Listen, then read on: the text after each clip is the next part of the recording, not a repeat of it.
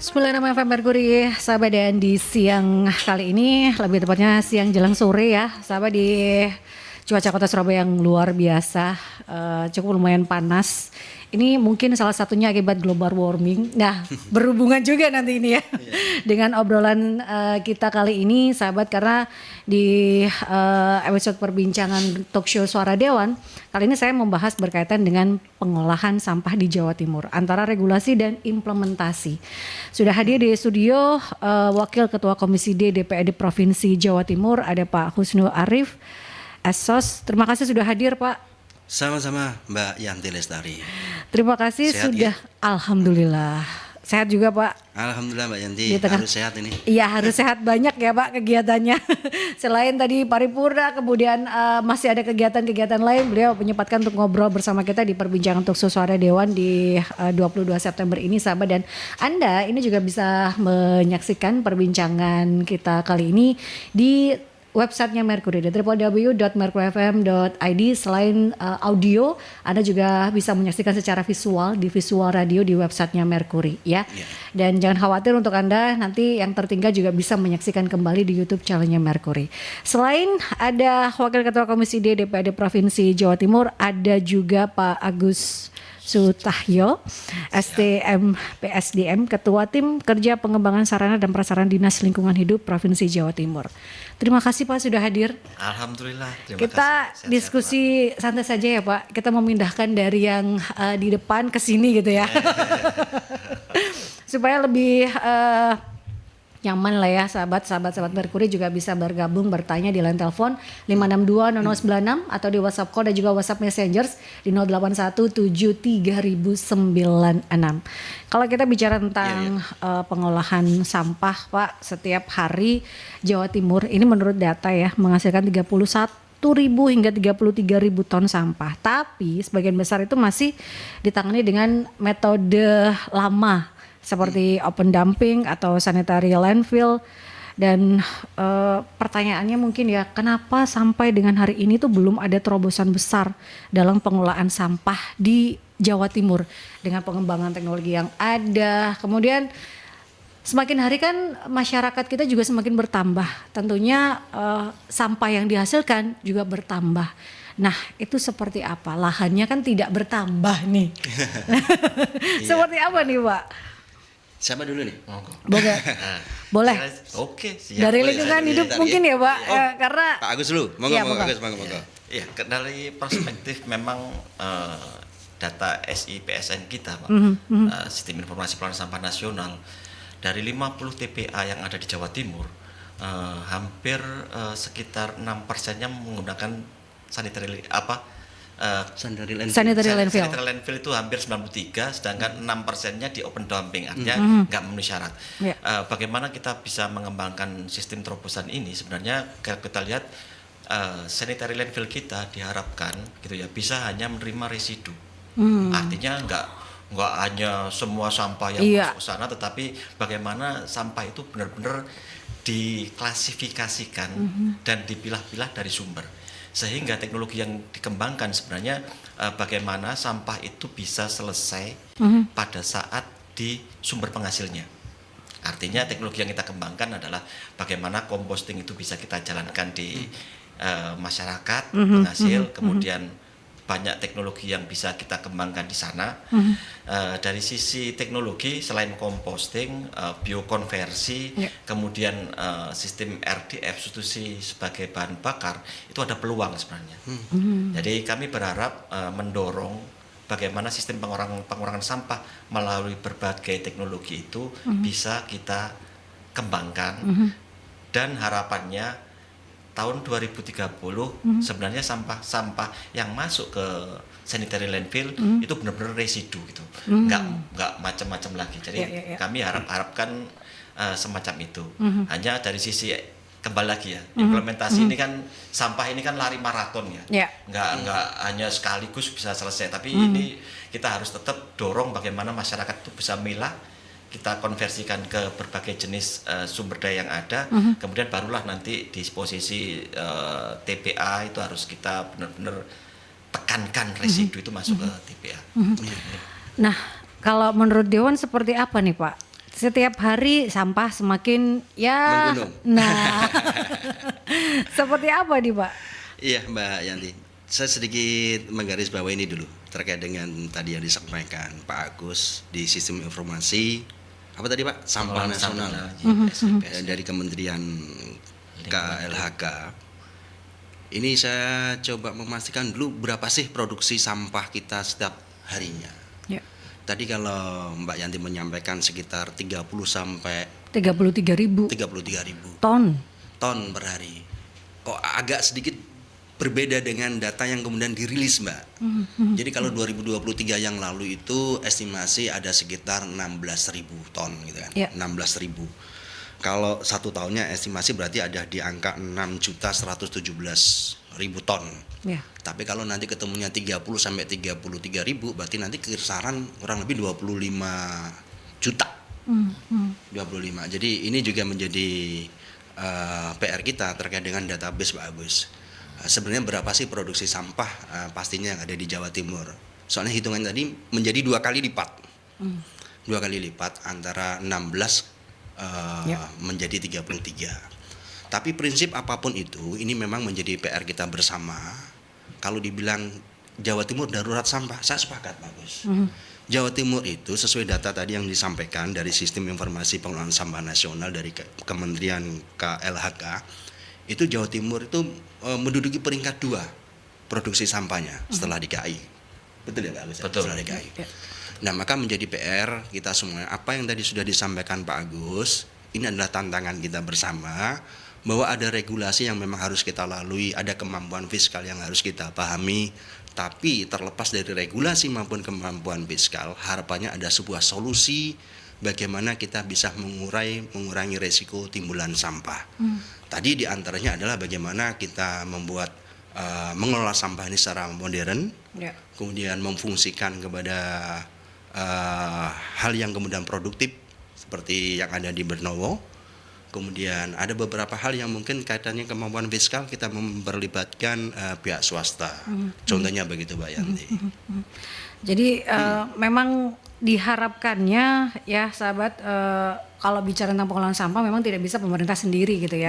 Dimulai karena kan sampah dari rumah tangga masyarakat itu yang memang harus kesadaran itu yang harus dibangun juga. Kalau kita bicara tentang kesadaran, sebenarnya pemerintah juga sudah ada perda, sudah ada pergub terkait dengan pengelolaan sampah regional. Ini apakah sudah benar-benar dijalankan sesuai atau seperti apa nih Pak di lapangannya kalau kita bicara tentang pergub dan juga perda nomor 9 tahun 2022 untuk perdanya, dan untuk pergubnya turunannya ini ada nomor 93 tahun 2023. Nah itu seperti apa kalau kita bicara tentang pengelolaan secara regional, karena kan ini kembali lagi ke regional, balik lagi secara regional ke masyarakatnya itu. Nah seperti apa untuk perdanya dan pergubnya nih Pak? Sebagai inisiator ini. Iya. Seperti apa Pak? Sudahkah sesuai? Karena kan 2030 diharapkan yang ke TPA atau yang akhirnya di sanitary landfill ini tinggal residunya. Nah ini kan jalan panjang nih pengolahan sampah nih Pak. Iya, ini katanya dengan political will ya, Mbak Yanti. Jadi kalau bicara TPAS regional ini kan melibatkan lebih dari satu kabupaten atau kota.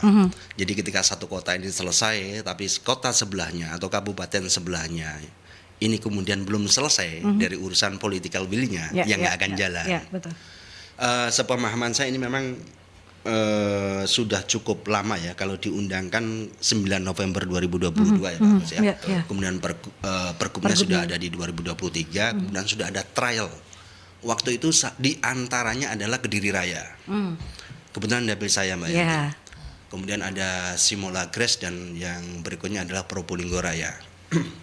Akan tetapi proses berjalannya waktu TPAS regional yang ada di Kediri Raya itu ada kebuntuan. Ada kebuntuan di mana pemerintah kota ini mengundurkan diri atau menarik diri dari kerjasama regional. Karena 1-2 hal, termasuk di dalamnya adalah adanya hibah atau tukar guling dari gudang garam. Kemudian itulah yang kemudian akhirnya diantaranya membuat pemerintah kota mengundurkan diri atau menarik diri dari kerjasama regional. Padahal waktu itu sudah ada proses pengurusan AMDAL, sudah ada titik, sudah ada banyak kajian, kemudian sudah beberapa kali pertemuan dan juga sudah ditandatangani wali kota waktu itu masih kolega kami yang sekarang duduk di provinsi, kemudian ada Bupati Kediri juga tanda tangan, Bukovia juga tanda tangan. Tapi proses berjalannya waktu memang akhirnya membuat ini belum pada titik kesepahaman bersama. Ya. Contohnya itu. Jadi kalau apakah ini sudah berjalan di Jawa Timur? Sepertinya masih belum. Gitu kan. Tapi progres ke arah sana ada sebuah keharusan untuk kita lakukan. Mungkin begitu Pak Agus ya. Memang secara MOU Ya. MOU sudah dilaksanakan 12 September 2022 tadi sama antara Kediri Raya dan Simolakres. Kemudian Probolinggo Raya itu memang di 26 Juni tahun 2024. Sehingga kalau kita bicara dari sisi regulasi memang ada pentahapan gitu ya. Pentahapan yang harus kami penuhi, antara lain adalah payungnya dari kesepakatan bersama MOU antara gubernur dengan kabupaten kota gitu.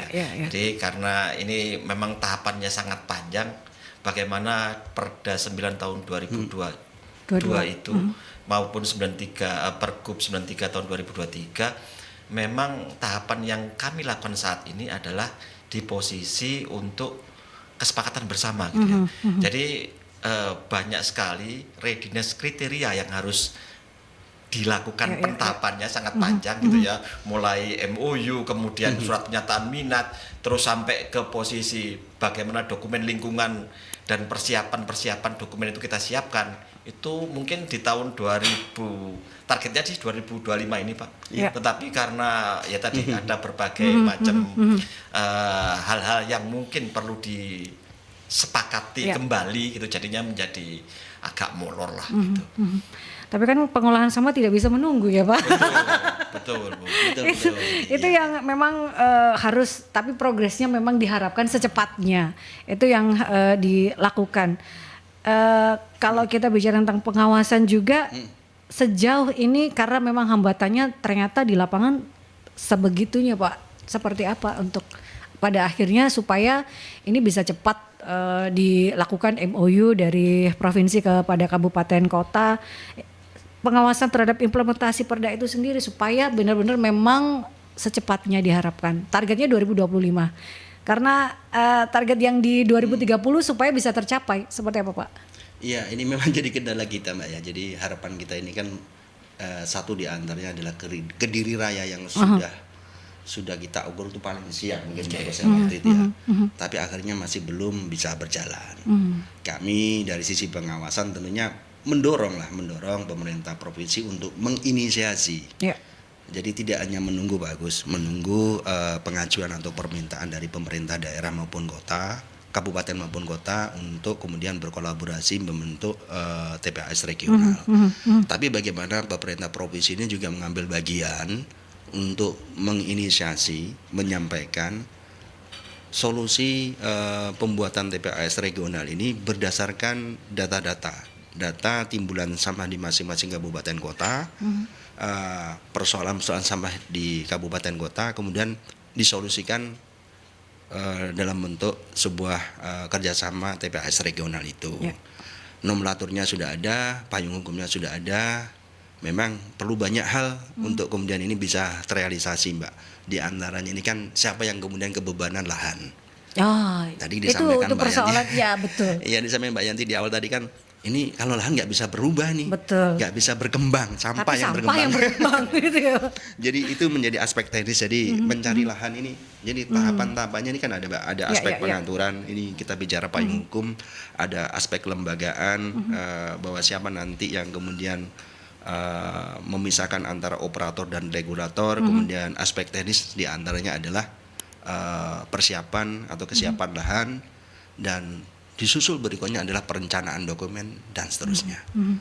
Sehingga memang perlu langkah cepat gitu ya sahabat, baik itu dari pemerintah provinsi ataupun juga DPRD, karena supaya darurat sampah tadi dikatakan oleh Pak Guslo juga supaya tidak meluas ke daerah-daerah lain, bahkan beberapa daerah seperti kawasan Surabaya, Sidoarjo, Gresik ini sudah menjerit gitu ya kalau kita bicara tentang TPA di Jawa Timur ini sudah mendekati batas maksimum. Nah, langkah cepatnya apa yang dilakukan Pak supaya paling tidak meluas ke daerah-daerah lain? Ini sudah Surabaya padahal sudah ada pengolahan gitu ya, tapi ternyata sampahnya tetap juga. tiap harinya tetap tinggi sekali.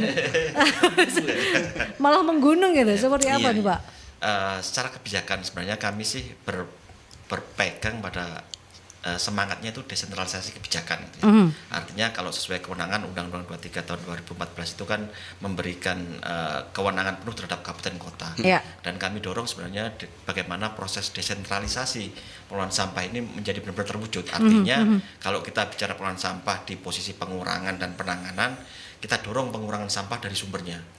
Jadi kami mencoba bahwa amanat yang ada di dalam roadmap yang ditulis oleh Bappenas gitu ya, itu kan rating, refuse, kemudian sampai ke recycle sampai ke recovery. Artinya bagaimana masyarakat itu sudah mulai dari awal memiliki pemikiran gitulah. Jadi membantu kami bahwa sampah itu benar-benar bisa dikurangi sejak dari sumbernya sebelum dihasilkannya.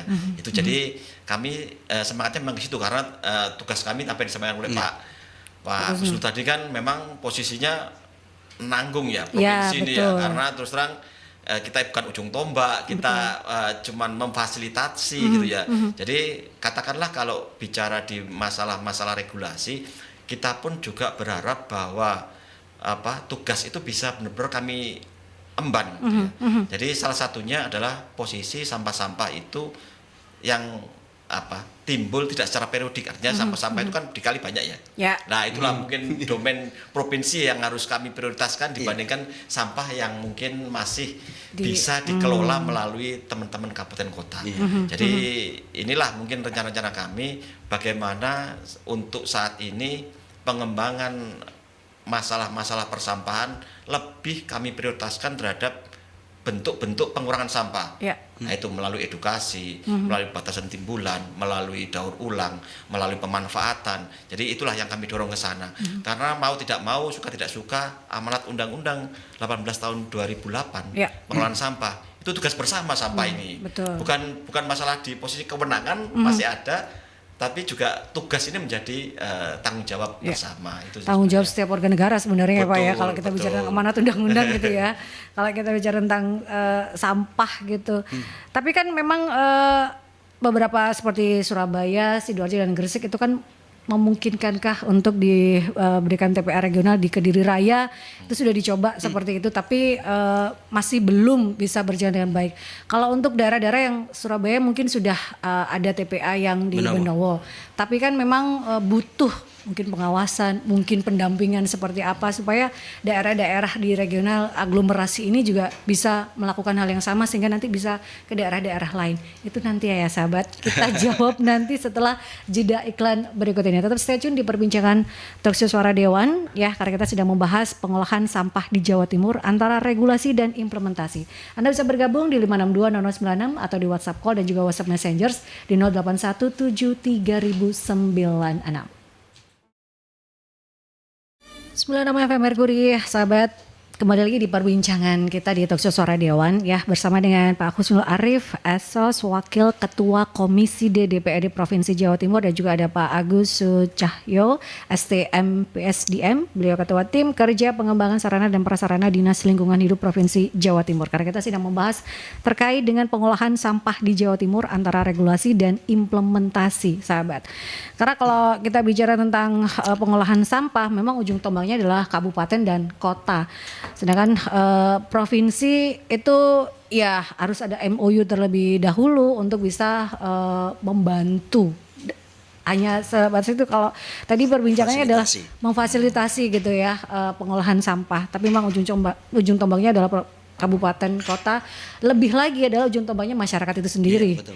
Karena kebanyakan tadi sampah yang paling banyak dihasilkan adalah sampah rumah tangga. Itu ya sahabat. Padahal kita sudah banyak mengetahui pengolahan sampah adalah memilah terlebih dahulu, kemudian sampah yang bisa terurai kita bisa bikin kompos sehingga tidak terlalu banyak lah sampah yang kita hasilkan dibuang ke TPA. Seperti itu nih. Tadi kalau kita bicara TPA regional yang modern, ada pengolahannya, itu memungkinkan nggak sih Pak untuk kota besar? Karena Surabaya, Gresik dan Sidoarjo saja sudah menjerit kalau kita bicara tentang mendekati batas maksimum bahkan untuk pembuangan sampahnya. Kalau menurut Dinas Lingkungan Hidup memungkinkan nggak TPA regional itu dibangun dengan ada pengolahannya modern sebegitunya? Tadi Kediri Raya sebenarnya sudah dicoba, cuman ya ada kendala. Kalau menurut Pak Agus seperti apa? Kalau menurut saya jelas bisa gitu ya. Jadi optimis ini. Jadi semuanya harus jelas bisa karena Dan harus bisa. Harus bisa. Karena Sudah ada pergubnya, sudah ada. sudah banyak proven ya. Artinya Tinggal berkolaborasi antar daerah itu ya Pak. Betul, udah ada banyak bukti sebenarnya. Salah satu contohnya memang Surabaya termasuk salah satu terbaik lah se-Indonesia gitu ya. Sejak Perpres Perpres nomor 35 tahun 2018 pengelolaan sampah secara termal yang ramah lingkungan, Surabaya salah satunya kota dari 12 kota yang ditunjuk menjadi yang terbaik lah. Menghasilkan semuanya listrik juga.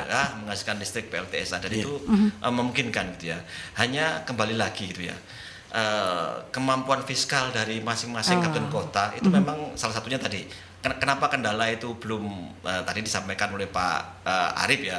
Pak Arif kan ada 5 aspek yang mungkin harus ada tinjauan ya, baik dari sisi kelembagaan, regulasi, kemudian salah satunya pembiayaan dan peran masyarakat gitu ya. Kalau ini memang belum bisa tercapai, bagaimana teknologi apapun yang kita kenakan itu juga agak sulit gitu ya. Karena kalau di Surabaya itu kan pengolahannya secara termal, kemudian menggunakan gas metan digunakan, gasifikasi digunakan sebagai listrik, itu sebenarnya memungkinkan gitu ya. Jadi untuk saat ini memang Mbak, ini juga kita perlu sampaikan bahwa Danantara itu juga kepingin menginvestikan di pengelolaan sampah gitu ya. Hanya kalau kita lihat ternyata sampah itu kalau kita lihat surat pernyataan minat hampir 200 ton per day, artinya sampah itu gede ya. Betul. Jadi gede tapi Danantara sanggup membiayai gitu ya. Dan ini harus disepakati bersama oleh masing-masing kabupaten kota. Dan ini udah kami sampaikan pernyataan minat untuk Danantara apakah bisa berinvestasi untuk pengelolaan sampah menggunakan teknologi modern, sampah sebagai sumber daya gitu. Jadi bukan hanya sampah sebagai dibuang seterusnya, tapi ini sumber daya ya. Jadi konteks itulah yang menjadikan secara semangat ini memungkinkan peluang itu ada. Dan bagaimana kita mendorong itu kembali lagi Pak, kemampuan fiskal ini jauh sekali gitu. Dengan standar yang sekitar rata-rata teman-teman kabupaten kota di 150.000 per ton, sedangkan kalau standar bicara di 600.000 per ton ya jauh lah gitu ya, jomplang gitu. Jadi inilah mungkin melalui berbagai jenis investasi itulah yang mungkin kita dorong ke arah sana. Iya. Investasi pembangunan TPA regional yang menghasilkan itu bisa ya. Coba kalau di Kediri dulu sudah ada sebenarnya skemanya kan skema GIS ya, sudah ada investor lah yang kemudian siap untuk berinvestasi di TPAS regional dari GIS Jerman kalau nggak salah Pak Bos ya. GIZ Jerman itu. Cuman ya sekali lagi ada banyak hal yang kemudian karena melibatkan dua kabupaten kota. Itu aja sih Mbak Yanti yang ada. Salah satu di antaranya adalah kendalanya di situ. Nah, kalau bicara regional, provinsi tidak bisa menjembatani kah Pak? Jelas. Pemerintah sebagai fasilitator. Jadi, tapi kembali lagi dalam setiap pemenuhan readiness kriteria memang sepertinya kecenderungannya adalah bahwa teman-teman kabupaten kota itu harus menyatakan surat minat tuh secara kami khawatir katakanlah tadi disampaikan Pak Arif di Kediri Raya salah satu pengunduran diri karena ada investor yang masuk kemudian batal, ini juga ini agak seperti itu kan ya nelongso sih Pak. Betul, betul, Ya. betul. Yang bikin kesulitan kan nelongso itu. Iya, iya. Sebenarnya sih. Ada satu hal lagi Mbak Yanti. Jadi di antaranya ada solusi yang bisa dijalani sebenarnya untuk pengelolaan persoalan sampah ini. Kerjasama bilateral dengan pemerintah pusat Pak Agus. Ya. Itu bisa dilakukan dan sepemahaman saya pemerintah Kabupaten Kediri selepas terundurnya atau cancelnya atau batalnya atau belum siapnya kerjasama TPAS regional 2 kabupaten kota ini mengajukan permohonan kepada pemerintah pusat di Kementerian Pusat ini untuk kerjasama bilateral antara kabupaten dengan Jakarta lah. Langsung dengan pusat gitu ya Pak ya. Betul. Itu diantaranya bisa ya upayanya itu bagian dari upaya Ya. ikhtiar itu bisa dilakukan. Nah cuman kalau kerjasama bilateral di provinsi, nah ini masih belum ada regulasi yang mengatur itu karena adanya masih terkait dengan TPAS regional. Kurang lebih begitu Pak Agus ya. Ini ada pertanyaan dari Pak Anton di Surabaya. Ada tidak upaya dari pemerintah Provinsi Jawa Timur untuk menggandeng pihak swasta mungkin untuk pengolahan sampah secara terpadu, misal pembuatan pembangkit listrik tenaga sampah secara regional seperti yang dilakukan Kota Surabaya? Secara investasi sebenarnya ada gitu ya. Yang tahun 2019 sebelum Covid itu ada Songde dari China gitu ya. Itu mencoba menginvestasikan untuk teknologi pengolahan sampah. Mereka udah investasi di Lampung gitu ya. Hanya pada saat kita hitung ternyata jumlah sampah yang masuk sesuai komitmen harusnya kan 1.000 ton per day. Tetapi dari kerjasama itu ternyata nggak bisa masuk gitu ya. Artinya kabupaten kota juga memperhitungkan tipping fee yang masuk ke sana karena katakanlah tanda kutip ongkir yang masuk ke sana itu juga butuh biaya juga ya.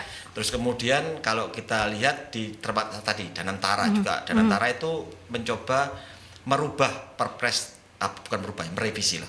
Perpres 35 tahun 2018 itu memasukkan Malang Raya. Jadi Malang Raya itu kapasitas sampahnya hampir 1.500 di kap Kota Malang dan Kota Batu itu hampir 1.500. Itu juga ada peluang untuk investasi di sampah dan yang jadi menarik adalah biaya ataupun off taker dari listrik udah langsung diambil PLN gitu ya. Jadi nggak ada yang rugi gitu ya. Jadi selama ini yang jadi problem itu kan banyak sekali masyarakat mengembangkan pengelolaan sampah ternyata off takernya nggak ada. Sampah jadi sampah lagi gitu ya. Jadi inilah dilema bagaimana nanti kita memfasilitasi, menjembatani dari pihak investor dan off taker termasuk dari komunitas-komunitas stakeholder yang ikut berperan di dalam pengelolaan sampah. Itu sih sebenarnya kalau kita Iya. Ada komentar Pak? Ya tentunya kita mendorong ya Mbak Yanti, mendorong bagaimana nanti ada peran swasta yang kemudian bisa berkolaborasi dengan pemerintah daerah, kota, kabupaten maupun nanti berinisiasi, berkolaborasi bersama-sama dengan pemerintah provinsi. Karena sekali lagi persoalan sampah ini tidak hanya kemudian hanya berada di atas kertas saja melalui pergub, melalui perda, tapi ini harus ada action. Dan action ini adalah salah satunya adalah berangkat dari hati tergerak ya seluruh masyarakat untuk memastikan bahwa sama-sama bahwa persoalan sampah ini adalah persoalan bersama. Kemudian dari pemerintah daerah, kemudian juga melibatkan pihak swasta. Gitu Mbak Yanti. Ini ada pertanyaan lagi dari Infas ya, Mas atau Mbak atau Ibu atau Bapak Infas di Sidoarjo. Kalau pemerintah provinsi tidak melakukan intervensi, karena kan wewenang kota kabupaten, lalu apa fungsi perda terkait pengolahan sampah yang dibuat oleh DPRD Provinsi Jawa Timur? Karena kalau bicara tentang aturan kota dan kabupaten memang sangat berbeda-beda. Bagaimana untuk bisa menyatukan untuk pengolahan sampahnya? Wah ini bagus sekali pertanyaannya, Mbak Infas ya. Iya balik lagi ketika bicara Perda Jawa Timur nomor 9 tahun 2022 ini memang kita bicara tentang TPAS regional. Ada batasan yang memang mengatur bahwa di Perda ini adalah mencakup 2 kabupaten. Kita nggak masuk sampai ranah yang menjadi ranahnya kabupaten kota. Karena itu nanti kita bicara seperti yang disampaikan Pak Agus tadi adalah Undang-Undang nomor 23 tahun 2014 tentang pemerintah daerah. Ada kewenangan-kewenangan yang kemudian memisahkan kita. Tapi sekali lagi ini bukan menjadi persoalan utama, bahwa dengan regulasi yang berbeda. Tapi kami berharap ada diskusi yang lebih. Pemerintah daerah kabupaten maupun kota ini, ayo bareng-bareng dan Pemprov pun juga berinisiasi menyelesaikan persoalan dengan cara membuka ruang diskusi. Ya. Membuka ruang komunikasi dengan pemerintah daerah, kabupaten maupun kota terkait dengan persoalan timbulan sampah ini, Mbak Yanti. Harapannya nanti tetap harus begitu, jangan sampai, sekali lagi saya sepakat, sudah ada Perda nomor 9 tahun 2022, kemudian ada Pergubnya nomor 93 tahun 2023, tapi tidak ada eksekusi sama sekali. Ya. Gitu kan? Dan ini menjadi PR kita bersama dan kami terus mendorong dinas terkait, Dinas Lingkungan Hidup ini juga berinisiasi, berkomunikasi dengan pemerintah daerah kabupaten maupun kota. Terbenturnya anggaran dan fiskal, kemudian untuk regulasi. Jadi memang persoalan panjang ya. Kalau kita bicara tentang pengolahan sampah, tidak hanya sekedar buang sampah, tapi banyak sekali hal yang harus difikirkan ya, sahabat. Sehingga mulailah dari diri kita sendiri, masyarakat harus mulai untuk memilah sampah itu. Ya, kita ke jeda iklan terlebih dahulu, sahabat. Tetap stay tune di perbincangan Talkshow Suara Dewan. Kita membahas pengolahan sampah di Jawa Timur antara regulasi dan implementasi. 96 FM Merkuri, sahabat, masih di perbincangan Talkshow Suara Dewan. Kita ada di sesi yang ketiga ya, di perbincangan ini, di sesi yang terakhir bersama dengan Pak Husnul Arif, Esos, Wakil Ketua Komisi D DPRD Provinsi Jawa Timur, dan Pak Agus Sucahyo, STM PSDM, Ketua Tim Kerja Pengembangan Sarana dan Prasarana Dinas Lingkungan Hidup Provinsi Jawa Timur. Kita membahas pengolahan sampah di Jawa Timur antara regulasi dan implementasi. Kalau Anda ingin bertanya, bergabung, masih bisa Anda manfaatkan di 5620096 atau di WhatsApp call dan juga WhatsApp Messengers di 08173096. Di jeda tadi kita membahas berkaitan dengan tadi yang disampaikan oleh Pak Agus bahwa Danantara sebenarnya menawarkan gitu ya, ada salah satu solusi lah untuk pengolahan sampah, tapi ya memang masih difikirkan apakah itu memungkinkan. Tapi itu memungkinkan nggak Pak Arif, kalau menurut Pak Arif? Saya optimis sama seperti yang disampaikan Pak Agus. Jadi persoalan sampah ini kita harus optimis bisa selesaikan. Ya. Di antaranya apapun nanti kemudian supporting dari pemerintah pusat termasuk Danantara. Seandainya ini kemudian diberlakukan di Jawa Timur, ya ayo kita sama-sama cari solusinya bersama. Tadi pas diskusi jeda tadi Pak Agus menyampaikan, boleh nih, tapi harus 2000 ton per day gitu kan. Ya. Nah, problemnya kalau 2000 ton per day ini kalau memang tidak memungkinkan untuk 1-2 kabupaten, boleh dong Pak Agus kita akan menjadi 3 kabupaten. Betul. Sehingga minimum yang ditentukan ini kemudian bisa tersolusikan. PR terbesarnya adalah diantaranya adalah lahan. Pastinya begitu Pak Agus ya. Ya, Karena betul. nanti kita bicara 3 kabupaten kota atau lebih gitu kan. Yang ketiban sampur, bahasanya nggak Mbak? Ya. Yang kemudian ketempatan gitu kan. Ketempatan ini apa yang kemudian Ya, political will lah gitu ya Pak. betul. Ya karena nanti kan pasti kita bicara lingkungan, Ya, masyarakat betul. sekitar dan seterusnya. Tapi ini harus kita kawal Pak Agus, bahwa ada solusi yang kemudian pioner lah yang bisa dilakukan mewujudkan implementasi dari Perda Persampahan yang ada di Jawa Timur ini.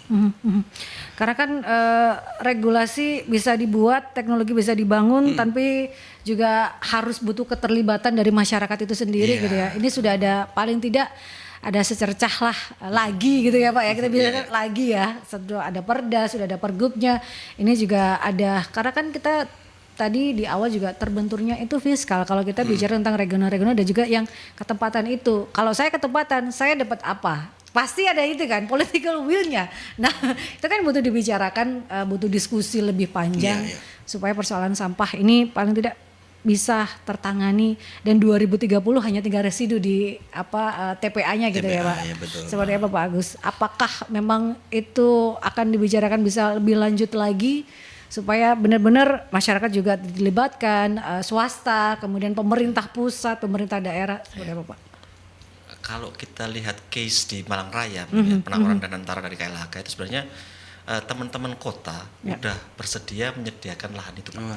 Jadi ya kalau standar yang diharapkan oleh Danantara sekitar 1000 ton per day, kurang lebih 5 hektar lah gitu ya. Jadi nggak besar sebenarnya Pak. Dan itu pun Malang Raya ini kalau map tadi disampaikan oleh Pak Menteri, memang di bulan Desember ini harus ada pilot project yang harus jadi. Nah, salah satunya di Malang Raya itu. Iya, Jadi meskipun ini juga bagaimana Provinsi Jawa Timur bisa memfasilitasi hal-hal tersebut, ini juga tadi berbagai pihak stakeholder memang harusnya juga ikut berpartisipasi betul bagus ya. dalam hal peningkatan kapasitas untuk pengelolaan sampah ini. Ya. Jadi menurut hemat kami sih ini peluang yang sangat luar biasa, dan mungkin teman-teman tadi disampaikan ini sebenarnya kami juga rencananya sih menawarkan di Dawar Blandong gitu ya. Karena menggeret Surabaya kan 600 ton per day. Yang lain-lain juga ada yang mungkin sisa yang mungkin bisa dimasukkan dalam satu kolaborasi yang dulunya Simolagres, tetapi ini masuk ke gerbang Kertasusila. Kami punya lahan sebenarnya Pak, yang di Dawar Blandong itu punya lahan. Itu sebenarnya peluang bagaimana pilot project ini sebenarnya harapannya bisa benar-benar didukung lah semua stakeholder, termasuk dari Pak Arif gitu ya. Nah, ini langsung nih Pak, di sini gimana nih Pak? Harus ada pilot project Pak, saya sepakat. Cuman nanti ketika bicara ini running well juga harus ada penguatan sistem. Jadi perencanaan ini harus matang. Kemudian tidak parsial, tidak setengah-setengah, harus komprehensif. Karena kita juga banyak PR Pak. Di luar sampah ini kita kan di Dawar Blandong ada, saya jadi ingat ada pengolahan limbah B3 yang saat ini pun juga belum produktif gitu kan ya. Meskipun pemerintah provinsi hanya melakukan investasi lahan penyediaan lahan saja gitu kan. Tapi ketika nanti bicara persoalan sampah, ini ada dua hal yang kemudian bisa mendasar. Satu, mengurai persoalan masalah sampah. Yang kedua adalah bagaimana menjadikan sampah ini tidak hanya kemudian residu saja, tapi ada pemanfaatan yang lain. Ya. Tadi mungkin bisa seperti Kota Surabaya menghasilkan listrik mungkin gitu ya, atau ada pengolahan sampah untuk sampah plastiknya nanti bisa di recycle kemudian jadi nilai ekonomi. Itu juga kalau lahannya sudah ada mungkin itu semua bisa dipusatkan atau seperti apa Pak? Kalau itu bisa berjalan, karena kita bicara tentang target 5 tahun lagi kalau 2030 gitu ya Pak. Seperti apa ini? Apakah kalau nanti kita bicara mimpi lah ya, pengolahan sampah di Jawa Timur Pak. Kita bicara mimpi. Itu akan seperti apa idealnya supaya paling tidak ada nilai ekonomi dari sampah itu tadi, pengolahan, ada nilai lain yang dihasilkan dari sampah. Seperti apa Pak? Karena dari Dinas Lingkungan Hidup. Dari sebenarnya pilot project kami itu memang di posisi Dawar Blandong gitu ya. Dawar Blandong itu namanya Pusat Pengelolaan Sampah dan Limbah B3. Artinya kalau dulu kita bicara sampah maka cenderungnya ke aspek sosial. Kemudian kalau yang B3 itu pure bisnis. Jadi artinya sampah ini kalau jadikan sumber daya bisa meningkatkan kesejahteraan masyarakat sekitar karena tidak membutuhkan skill yang tinggi, tapi mereka bisa terintegrasi memadukan bagaimana sampah dan limbah di Jawa Timur bisa dikelola dalam satu lokasi yang terintegrasi di Dawar Blandong. Itu dulu konsep awal yang mungkin harus benar-benar kita kembangkan di sana. Jadi sampah itu kan banyak jenis ya. Tadi sampah-sampah organik,